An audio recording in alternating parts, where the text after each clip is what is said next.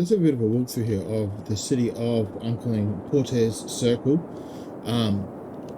I decided to build onto the previous circle city I did in the previous video, and this time do a few more canals around it. Again, inspiration from Play for Fun to see what he's achieving in City Skylines 2, if I can get even close to City Skylines 1. The guy is a master, but yeah, that's where my inspiration came from, as you'll notice with some of my cities here. Again, this is the Gondola Islands map I'm pretty sure I used.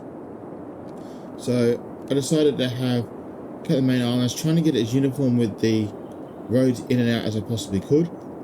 Boat harbours at the top, two of them functioning again as well as possible. Now if I swing around here and we pan down a little bit here, you're going to see what this looks like from a distance. And I'm just going to come over the city here to show you a bit more of what I've done and my thinking of it.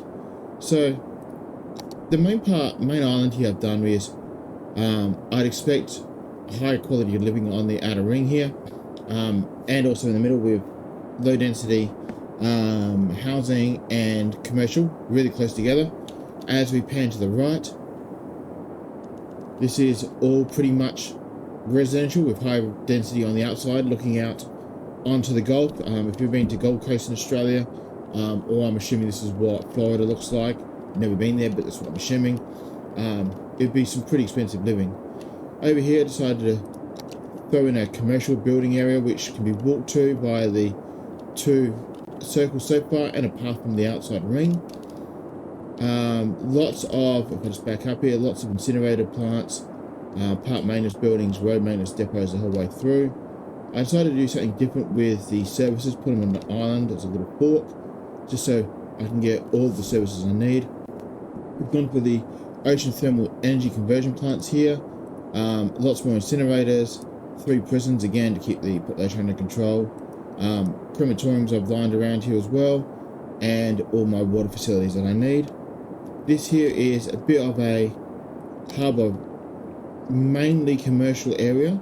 And again, our train line coming in, as you can see the top of the screen, comes into here. And also for our cargo on this side, where I've thrown a large commercial warehouse in, so we can get our goods in. We've only got the one highway entrance in and out, and I've tried to keep that as uniform around the circle as I can. This over here is a bit more of a, I was going to say a bit of a circle. It did start out with a lot of industry area on there, but traffic was killing me, so I ended up pulling that out. Again, residential, offices. And around the outside here, if I just zoom in, you'll see lots of little fishing boats here, bobbing around, moving around. And if I just speed this up a little bit more, he's doing his catch. I just wanted to have a bit more of a different industry on this island here. So we've got some seaweed farms, we've got some fishing harbours, I've got fish factories here. That one's got a garbage issue, this one doesn't. And I'm pretty sure I did throw in that's my tram depot. Pretty sure I did. Here we go. Fish markets for both. I thought, well, lots of fishing, we need 2 fish markets. So this is scrolling back out again. This is the other side of the island, which has a lot more commercial looking outwards. Again, this would be a heavy costed area to live or work, I'd imagine, especially looking out into the views. If we pan over, you've got boats coming through the whole time to look at, and it'd be really good, I'd imagine, for meetings at work if you're trying to woo some of those expensive overseas customers that you've got here. Same with these houses here. I mean, if you were to live here and you're looking out, you're seeing boats coming in, boats, you got the first wheel at night lining up. I mean, to me, it looks pretty awesome. So, a few things I'll say from building this. The circles, again, pain in the bum to create. City Skylines does not like circles, and hence I had to do not only the cross but also many lines out at different angles to try and get the circles to go properly. That probably spent most of the time.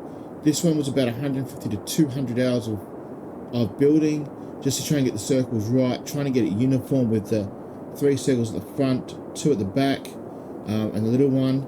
I then had to work out where I was going to put my services. I didn't want it to clump in the middle, so I threw an island for that, island for the cargo coming in. Didn't bother with an airport for this one, just couldn't be stuffed, and I had nowhere really to put it. But yeah, that's the Circle Island so far. Having a look at it, we are making 100k a week on it. I've got the usual policies in place, a lot more smoking, harsh prison, recycled plastics, and obviously the encouraged biking and field industrial waste, dolphin fishing just for the giggles of a little bit better on the happiness. And if you just have a look over at the menu, everything here is kicking along. We've got highly educated. Our people are extraordinarily happy, which is always good. Not many dying, not a lot of death. Half decent rate of babies, and we're living to 80 years.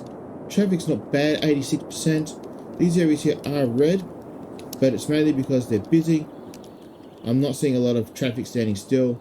I think, and I could be wrong, correct me in the comments below if I am, that the pedestrians may be adding to it. So these heavy pedestrian areas here, like this one here, there's not a lot happening, but there is. If I pan down here, a bucket load of pedestrians.